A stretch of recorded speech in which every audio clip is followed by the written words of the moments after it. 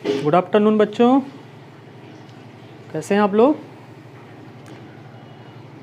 मैं हूं असमतुल्ला खान और जो है आप लोग हमारे साथ पढ़ रहे हैं आज कक्षा 10 बायोलॉजी। यानी बायोलॉजी में जो है हम लोग कक्षा 10 की जो है पहला पार्ट पढ़ रहे थे। पहला पार्ट था हमारा जैव प्रक्रम। जैव प्रक्रम की जो है कुछ वीडियो हमने अपलोड की हैं पहले ही, उसको आप सभी ने देख लिया होगा पहले ही। आज जो है हम लोग पढ़ने वाले हैं मानव में श्वसन, ठीक है, यानी रेस्पायरेशन इन ह्यूमन, यानी मानव में श्वसन को पढ़ने वाले हैं। देखिए अभी से पहले जो है आप लोग श्वसन के बारे में क्या जानते थे क्या नहीं जानते थे ये बाद की बात है, लेकिन सामान्यतः जैसे हमें अनुमान है कि आप लोगों को यही पता होगा कि श्वसन का मतलब सांस लेना, ठीक है, यानी वायुमंडल से जो है ऑक्सीजन को ग्रहण करना और कार्बन डाइऑक्साइड को बाहर करना, इसको हम लोग श्वसन कहते हैं। ये आप लोग जानते होंगे, हमें अनुमान है। लेकिन देखिए यहाँ पर हम कुछ नई चीज़ें आप लोगों को बताने वाले हैं श्वसन के बारे में कि श्वसन होता क्या है, ठीक है। इस फिगर पे अभी नहीं ध्यान देना आप लोगों को, इस फिगर के बारे में बाद में बताएंगे हम, ठीक है। श्वसन होता क्या है तो देख लीजिए, श्वसन जो है जितने भी जीवित जंतु होते हैं अर्थात उनमें जो है छोटी छोटी कोशिकाएँ पाई ही जाती हैं, तो हम कह सकते हैं श्वसन की परिभाषा के रूप में कि श्वसन जीवित कोशिकाओं में होने वाली उन एंजाइमीय अभिक्रियाओं को कहते हैं। श्वसन जीवित कोशिकाओं में होने वाली उन सभी एंजाइमी अभिक्रिया को कहते हैं जिसमें ऑक्सीजन की उपस्थिति में कार्बनिक पदार्थों का ऑक्सीकरण होता है। आपने थोड़ा बहुत केमिस्ट्री में पढ़ा होगा कि ऑक्सीकरण कहते किसको हैं, तो ऑक्सीकरण का मतलब होता है ऑक्सीजन का ग्रहण करना। तो यहाँ पर होता क्या है, ऑक्सीजन की उपस्थिति में अगर हमारे कोशिका के अंदर कोई भी ऑक्सीकरणीय क्रिया होती है, ठीक है, तो उस पूरी अभिक्रिया को हम लोग क्या बोलते हैं, श्वसन कहते हैं। तो ये एक नई और सबसे सटीक और सबसे सही परिभाषा है, ना कि जो है ऑक्सीजन को ग्रहण करना कार्बन डाइऑक्साइड को बाहर करना, ठीक है। वो श्वासोच्छ्वास में आता है, जो ब्रीदिंग जिसको बोलते हैं हम लोग इंग्लिश में, वो ब्रीदिंग है। हम लोग पढ़ रहे हैं रेस्पायरेशन, ये रेस्पायरेशन अलग है, ब्रीदिंग अलग है, ठीक है। वो अलग बात है, हम लोग ब्रीद करते हैं तो फिर रेस्पायरेशन होता है, ये सांस लेंगे उसके बाद श्वसन होगा, ठीक है। तो श्वसन की परिभाषा आज के बाद क्या जानेंगे आप लोग कि श्वसन सभी जीवित कोशिकाओं में होने वाली उन सभी एंजाइमीय अभिक्रियाओं को कहते हैं। यानी एंजाइमीय अभिक्रिया से मतलब है ये सारी अभिक्रियाएँ जो होती हैं वो एंजाइम की उपस्थिति में होती हैं। कुछ एंजाइम हमारी बॉडी में पाए जाते हैं, वो इस अभिक्रिया को प्रेरित करते हैं। एंजाइमीय अभिक्रियाओं से है जो ऑक्सीजन की उपस्थिति में कार्बनिक पदार्थ, यानी जो हम लोग भोजन के माध्यम से ग्रहण करते हैं और हमारी कोशिकाओं में जाती हैं वो पदार्थ, उन कार्बनिक पदार्थों का ऑक्सीकरण होता है, उसको हम लोग क्या बोलते हैं, श्वसन बोलते हैं, ठीक है। श्वसन के उपरांत यानी जब श्वसन हो जाती है क्रिया, यानी एक जो है केमिकल रिएक्शन है ये, लेकिन ये बायोकेमिकल रिएक्शन इसको कहा जाएगा क्योंकि ये जैविक अभिक्रिया है, यानी जीवों के अंदर होती है, तो इसलिए हम इसको क्या बोलेंगे, बायोकेमिकल रिएक्शन बोलेंगे। ये जो बायोकेमिकल रिएक्शन है इसमें जो है क्या नाम है, CO2 प्रोड्यूस होता है, यानी यह श्वसन के बाद कोशिका में क्या मुक्त होता है, कार्बन डाइऑक्साइड मुक्त होता है और ऊर्जा प्राप्त होती है। क्या प्राप्त होती है, ऊर्जा, यानी कार्बन डाइऑक्साइड निकलता है और ऊर्जा प्राप्त होती है श्वसन की क्रिया के बाद। अब अगर बात करें श्वसन के लिए, तो श्वसन जो है वो अनेक जंतुओं में, जैसे बहुत प्रकार के जंतु जो है हमारे आसपास पाए जाते हैं, सभी जंतुओं में श्वसन के लिए अलग अलग अंग पाए जाते हैं, ठीक है। जैसे अभी मानव में है ले लीजिए, तो मानव में अगर बात करें तो नाक भी श्वसन का एक अंग है, हमारा जो है क्या नाम है, श्वास नली भी एक श्वसन का अंग है, फेफड़ा भी श्वसन का अंग है, तो बहुत सारे अंग होते हैं। तो ये सभी श्वसन अंग जो है मिलकर एक तंत्र का निर्माण करते हैं, एक सिस्टम का निर्माण करते हैं, जिसको हम लोग श्वसन तंत्र कहते हैं। ऐसे ही सभी जीवों में अलग अलग प्रकार के जो है श्वसन अंग पाए जाते हैं। जैसे आप कुछ का नोट कर लीजिए, जैसे जो है फेफड़ा एक प्रमुख श्वसन अंग माना जाता है मानव का, तो मानव के अतिरिक्त और भी कई जंतु होते हैं जिनमें फेफड़ा सबसे प्रमुख श्वसन अंग होता है, जैसे कि मनुष्य है, पक्षी हैं, ठीक है, पक्षी हैं, मनुष्य है, छिपकली हैं, पशु हैं, इनमें जो है फेफड़ा सबसे प्रमुख अंग माना जाता है, किसके लिए, श्वसन के लिए, ठीक है।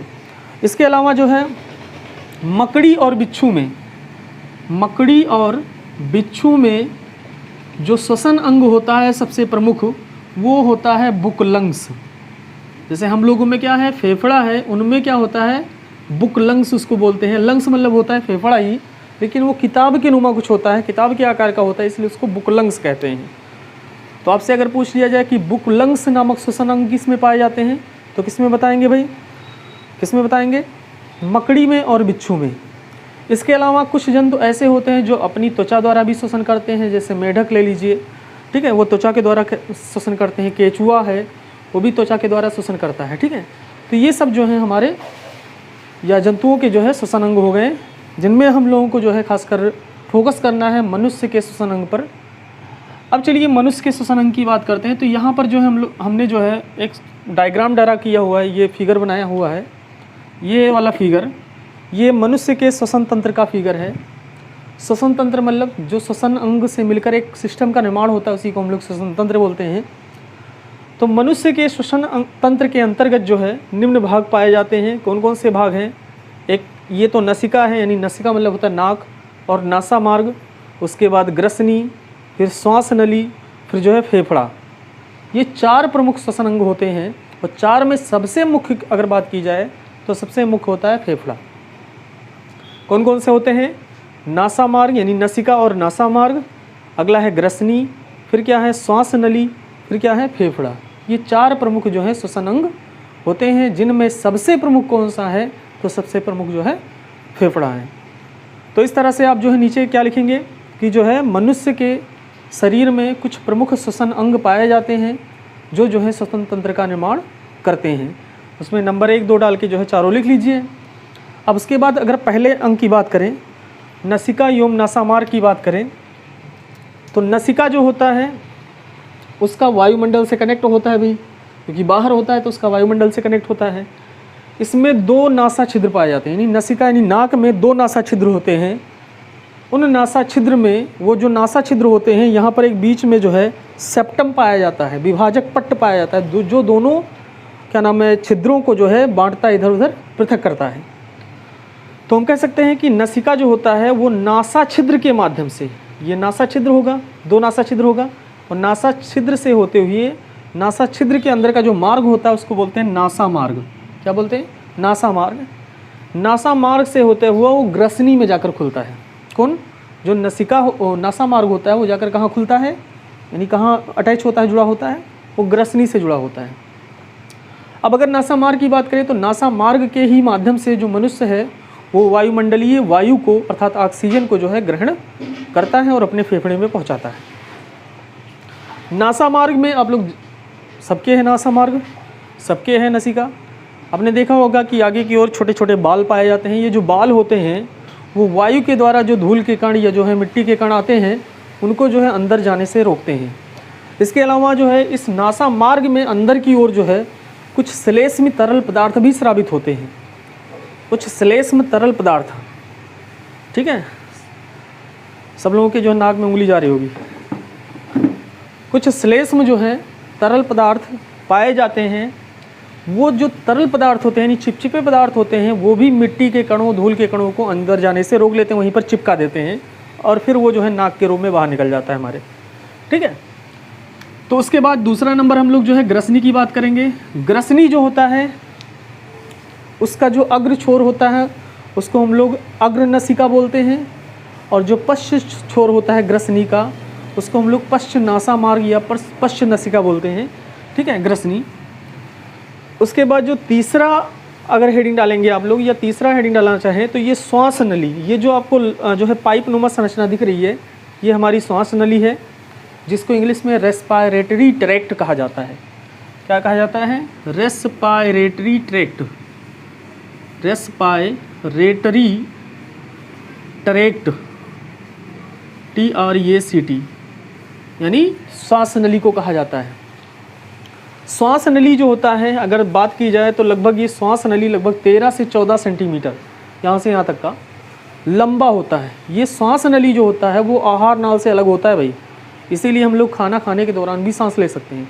यहाँ पर 2 नाल पाए जाते हैं, एक होता है आहार नाल, आहार नाल का ये भाग होता है जिसको हमने बताया होगा आप लोगों को ओशोफेगस, यानी ग्रास नली कहा होगा हिंदी में, और इधर वाला जो है श्वास नली है। तो दो नलियाँ होती हैं यहाँ पर, एक ग्रास नली जिसके माध्यम से भोजन अंदर आता है, और एक नली होती है श्वास नली जिसमें क्या नाम है, श्वास जिसके द्वारा जो है यानी वायु जो है ऊपर नीचे आता है। कभी कभी क्या होता है, हम लोग जो है श्वास नाल में ही हमारा भोजन का कोई कण चला आता है, तो फिर कहते हैं हम लोग ऊसू चढ़ गया, यानी जो है तमाम तरह की दिक्कतें आने लगती हैं, छींक आने लगते हैं, ऊसू चढ़ जाता है, ठीक है, सांस ऊपर नीचे भागने लगता है, ये सब प्रॉब्लम आ जाती है, ठीक है। तो श्वास नली, तो श्वास नली जो होती है वो लगभग 13 से 14 सेंटीमीटर लंबी एक कीप नुमा संरचना होती है, नलिका नुमा संरचना होती है, जिस पर कई उपास्थि के छल्ले पाए जाते हैं। उपास्थि एक लचीली हड्डी होती है, ठीक है, उसको उपास्थि बोलते हैं। ये हाइलिन नामक उपास्थि होता है, इसका नाम होता है उपास्थि का हाइलिन। हाइलिन नामक उपास्थि पाई जाती है, इसकी जो है छल्ले पाए जाते हैं। और इन छल्लों का कार्य क्या होता है भाई, ये छल्ले जो होते हैं वो इस जो है श्वास नली को चिपकने से रोकते हैं, चिपकने से रोकते हैं। जैसे मान लीजिए कभी कभार कहीं पर वायु की कमी हो जाए या कुछ देर सांस ना लें हम, तो ये चिपके ना एक दूसरे से, ये चिपके ना, इसलिए जो है यहाँ पर छल्ले लगे हुए होते हैं। ये प्रकृति की देन है कि चिपके ना वो। इसी के जस्ट ऊपर जो है यहाँ पर एक जो है डॉट के नुमा, या जो है हमने मार्क करके जो है एक निशान लगाया होगा, जिसको कंठ कहा जाता है, इंग्लिश में कहते हैं लैरिंग्स, जहाँ से हमारा जो है आवाज़ निकलता है। यहाँ ये जो होता है हमारा कंठ पोर्शन होता है, जहाँ से क्या निकलता है, आवाज़ जो हम बोलते हैं वो यहीं से निकलता है, ठीक है। अब उसके बाद जो श्वास नली है वो श्वसनी के माध्यम से, श्वसनी दो होती हैं, एक यहाँ पर दिखाया गया है मुख्य बाईं श्वसनी और एक मुख्य दाईं श्वसनी इधर होता है। तो श्वसनी के माध्यम से जाकर वो फेफड़े में जाकर खुलती है। कौन, ये श्वास नली जो है श्वसनी के माध्यम से, एक बाईं श्वसनी है और एक दाईं श्वसनी है, ये जो आपको दिख रहा है इस प्रकार से श्वसनी के माध्यम से जाकर फेफड़े में खुलती हैं। तो इस तरह से जो है आपका अगला हेडिंग बनेगा फेफड़ा। फेफड़ा के बारे में अगर बात की जाए तो मानव में जो है फेफड़ा जो होता है सबसे प्रमुख श्वसन अंग माना जाता है। ये गुलाबी रंग का होता है, ठीक है। दो फेफड़े पाए जाते हैं, एक को हम लोग बायां फेफड़ा, एक को हम लोग दायां फेफड़ा। जो हमारे दाईं ओर हो दायां फेफड़ा, जो बाईं ओर हो बायां फेफड़ा। जो दायां फेफड़ा होता है वो थोड़ा सा चौड़ा और मोटा होता है, ठीक है, लेकिन लंबाई थोड़ी सी कम होती है बाएं फेफड़े की अपेक्षा। यानी बायां फेफड़ा जो है थोड़ा सा पतला, थोड़ा सा छोटा होता है, लेकिन लंबाई थोड़ी सी ज़्यादा होती है। और दाएं फेफड़े की लंबाई थोड़ी सी कम होती है, लेकिन ये क्या होता है, चौड़ा ज़्यादा होता है, ठीक है। ये जो मानव का फेफड़ा है, अब यहाँ पर फेफड़ा जब हेडिंग डालेंगे तो ये फिगर बनाएंगे आप लोग। उसके बाद फेफड़े की बात करें, इसमें अगर देखा जाए तो जो मानव का फेफड़ा होता है यहाँ पर दिखाया गया है, एक चारों तरफ जो है वर्ण पाया जाता है, यानी आवरण पाया जाता है। इस आवरण को हम लोग जो बोलते हैं फुफ्फुसा वर्ण। क्या बोलते हैं, फुफ्फुसा वर्ण, फुफ्फुसा वर्ण, ठीक है। इस फेफड़े के चारों ओर जो आवरण पाया था उसको क्या बोलते हैं, फुफ्फुसा वर्ण, यानी फुफ्फुसा वर्ण पाया जाता है। फुफ्फुसा वर्ण में जो है बहुत सारे तरल पदार्थ पाए जाते हैं इसके अंदर। वो तरल पदार्थ जो होते हैं फेफड़े को घर्षण से बचाते हैं, ठीक है। कोई एक मुक्का मार दिया इस प्रकार से तो घर्षण ना हो उन फेफड़ों में, कोई एक्टिविटी प्रभावित ना हो, इसलिए जो है यहाँ पर कुछ तरल पदार्थ भरे रहते हैं, जिसको हम लोग क्या बोलते हैं, फुफ्फुसा वर्ण कहते हैं, ठीक है। और ये जो आवरण है, ये जो घेराव है, इसको हम लोग क्या बोलते हैं, फुफ्फुसा वर्ण बोलते हैं। फुफ्फुसा वर्ण के ही अंदर एक अस्थि का, या हम कह सकते हैं अस्थि पंजर का, जिसको हम लोग पसली बोलते हैं, पसली का एक जाल पाया जाता है। पसली आप जानते हैं हमारे शरीर में जो है 24 पसलियाँ होती हैं, ठीक है। इन 24 पसलियों का एक जाल पाया जाता है, उसी के अंदर जो है हमारा फेफड़ा बंद होता है, ठीक है। काफ़ी प्रोटेक्शन होता है इसको, ठीक है। काफ़ी जो है तरह से जो है क्या नाम है, प्रोटेक्शन पाया होता है हमारा फेफड़ा। चारों तरफ से जो है पसलियों के अंदर बंद रहता है, और फेफड़े के चारों एक फुफ्फुसा वर्ण पाया जाता है, क्योंकि काफ़ी कोमल और नाजुक अंग है। अगर इसमें भी थोड़ा बहुत जो है डिफेक्ट हो जाए तो फिर हमारा श्वसन तंत्र गड़बड़ हो जाएगा, ठीक है। हमारे जो है भोजन होंगे उसका जो है अपघटन नहीं हो पाएगा, कोशिकीय श्वसन नहीं हो पाएगा, ऊर्जा नहीं प्राप्त होगी, तो शरीर डैमेज, ठीक है। तो बात कर रहे थे हम लोग कि जो है हमारा जो फेफड़ा होता है वो अस्थि पंजर, यानी पंजर मतलब होता है एक प्रकार से जाल, यानी अस्थियों के बने एक जाल से घिरा होता है, जिसको हम लोग पसली बोलते हैं। वो पसलियों की संख्या 24 होती है, उसके अंदर जो है पाया जाता है। अब यहाँ पर देखिए ये कंठ को थोड़ा सा बड़ा करके दिखाया गया है, यही भाग है कंठ जो थोड़ा सा बड़ा करके दिखाया गया है। ये श्वास नली है, इसमें कई जो है छल्ले पाए जाते हैं, जिसको हमने हाइलिन छल्ले बोला था। ये हाइलिन उपास्थियों के बने हुए होते हैं। पूरी बात हो ही गई। अब उसके बाद देखिए जो मुख्य बाईं श्वसनी है, अगर ये बायां फेफड़ा मान ले तो ये मुख्य बाईं श्वसनी बन जाएगी ये वाली, और इसको अगर दायां फेफड़ा माने तो ये मुख्य दाईं श्वसनी हो जाएगी। ये जो बाईं और दाईं श्वसनी होती है वो अंदर जाकर कई भागों में बढ़ जाती है। जैसे जो है पेड़ से कई जो है टहनियाँ निकली होती हैं, उसी प्रकार से जो है कई भागों में बढ़ जाती है, और अंतिम छोर पर इसके जो है एक गोल गोल फूला हुआ थैलेनुमा संरचना पाया जाता है, जिसको हम लोग वायु कोश कहते हैं। क्या बोलते हैं? वायु कोश। यहीं पर आकर हमारी वायु जो होती है इकट्ठा हो जाती है।